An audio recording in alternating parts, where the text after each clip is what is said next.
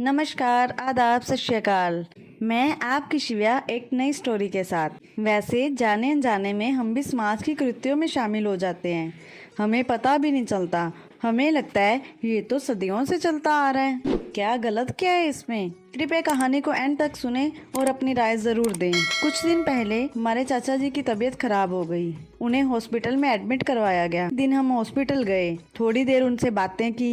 इतने में नर्स आई, उसने स्लिप दी कि मेडिसिन ले आओ, और मैं और मेरे पति मेडिसिन लेने के लिए निकल पड़े। केमिस्ट की शॉप पे जाते ही हमने उनको स्लिप दी और कहा ये सारी मेडिसिन निकाल दो। उसने स्लिप देखते ही कहा कि सर एक मेडिसिन अवेलेबल नहीं है, आप 10 मिनट बैठो, हम मंगवा देते हैं। हमने सोचा इतने में हम बाहर से कुछ खाने पीने का सामान ले आते हैं।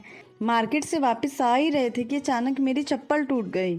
मैंने सोचा क्यों ना इसे मोची से बनवा लेते हैं। कुछ ही दूरी पे एक सड़क किनारे एक मोची दिखाई दिया। धूप तेज होने के कारण वो एक चद्दर बिछाई बैठा हुआ था। अपनी चप्पल आगे बढ़ाते हुए हमने कहा कि अंकल ये देखना कि चप्पल ठीक हो जाएगी। उस मोची अंकल ने अपनी एक्स्ट्रा चप्पल मेरे पैरों की तरफ बढ़ाते हुए कहा कि हाँ बेटा ठीक हो जाएगी। मेरे हस्बैंड कहने लगे हमें थोड़ी जल्दी है, क्या आप जल्दी ठीक कर दोगे। उसने कहा कोई बात नहीं बाबूजी, पहले आपकी ठीक कर देता हूँ। जैसे ही उन्होंने ये बोला, जिस कस्टमर की वो पहले शूज ठीक कर रहे थे वो फौरन बोल पड़े पहले मेरा ही ठीक करो, मुझे ज्यादा जल्दी है। अंकल ने उसकी तरफ देखा और कहा कि अरे भाई उनके साथ लेडीज है, इतनी धूप में वो कैसे इतनी देर खड़ी रहेगी, 5 मिनट का काम ही है उनका, फिर तेरी चप्पल ठीक कर दूंगा। इतना कहकर वो मेरी चप्पल ठीक करने लगे। चप्पल बनाते बनाते 10 मिनट लग गए। खैर जब चप्पल बन गई तब हमने पूछा अंकल कितने पैसे हुए, तो उन्होंने कहा 70 रुपये हो गए बेटा। मेरे हस्बैंड अपने वॉलेट से पैसे निकालने लगे।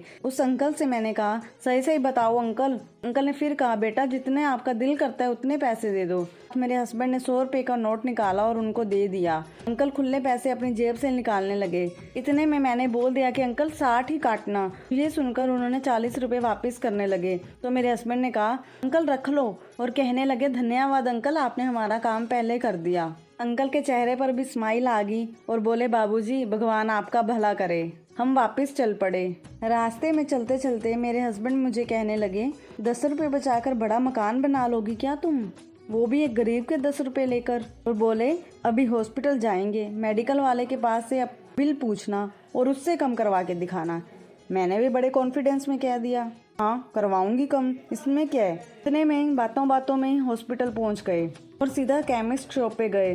पूछा कि मेडिसिन आ गई, तो वो बोले हाँ पैक कर दिए, आप अब ले जाओ। हमने बिल देखा तो 6000 का बिल बन गया। पहले तो मैं सोच में पड़ गई कि कैसे बोलूँ इनको कि कम कर दो। फिर मैंने हिम्मत की और कहा भैया कुछ तो डिस्काउंट दो। उसने हंसते हुए बोला मैम हमारा फिक्स प्राइस है, हम कम नहीं करते। ये सुनकर मुझे थोड़ा एम्बैरेस्ड भी लगा। मेरे हस्बैंड ने वॉलेट से पैसे निकाले और दे दिए। मेडिसिन ली और बोले करवा ली अब कम तूने। मैं चुप रही। वो आगे बोले सोच के देख, इसका बिल 6000 बना और इसने 10 रुपये भी कम नहीं किए। उस गरीब का सिर्फ 70 रुपये बना, उसने फिर भी 10 रुपये कम कर दिए।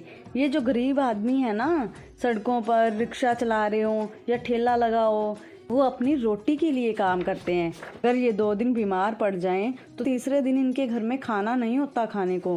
रोज निकलना ही पड़ता है रोजी रोटी के लिए। हॉस्पिटल वालों को देख, हर साल नई बिल्डिंग तैयार हो रही है इनकी। आगे से कभी कोई भी गरीब जितने मांगे उससे ज़्यादा पैसे देने की कोशिश करना। अगर ज़्यादा ना दे पाओ तो उससे कम मत करवाना। बाद में जो वो स्माइल देगा ना, उससे तुम्हें सुकून मिलेगा। तुम्हें ऐसा लगेगा कि तूने कुछ आज अच्छा किया है। आप सबकी क्या राय है कमेंट में ज़रूर बताना, और अगर हमारी कहानी अच्छी लगे लाइक और सब्सक्राइब करना ना भूलना। थैंक्स।